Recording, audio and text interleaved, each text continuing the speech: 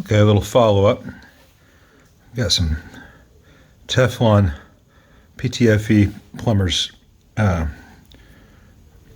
tape on the threads of this insert. I've already done this one, and that wiggle is totally gone.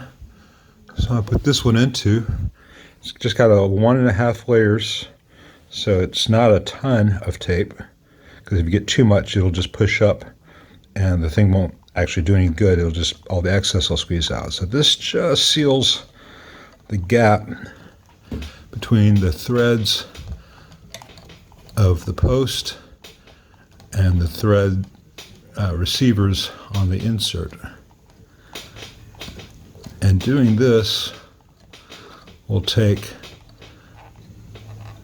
the post rocking out of the equation. Just going to eyeball it for right now. And then I am still going to get the Tone Pros bridge, because this just has a little bit of slop in how it fits. And once I do that, I'll be able to keep the bridge stationary, and I'm getting the nylon saddles, which should be really good. Now, even before I did this, as you can hear in the previous video, numbers 2 and 3, the tuning stability is already greatly increased. I am going to put a little bit of the tape around these posts in the meantime, just to take some of that slop out, because it's really good just to have things stationary here. And again, if you don't have the vibrola, that becomes less of an issue because the string pressure is fairly constant. But I think this will help, and I already had the tape. If you need to get some, they've got it at most hardware stores for like $1, $1.50, whatever. Okay, everything put back together. You can see I did add those little pointers I like. Now the bridge post does not move, but as you can see,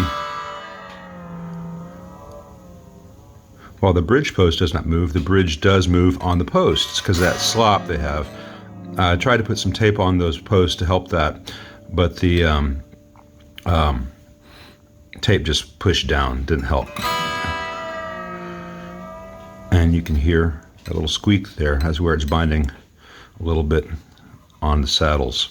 So next stop will be to put the Tone Pros, and they've got an AVR2 with the nylon saddles, which will directly fit onto this and then lock to the post. So that'll take the rest of that bridge movement out, and the nylon saddles hopefully should not bind as much.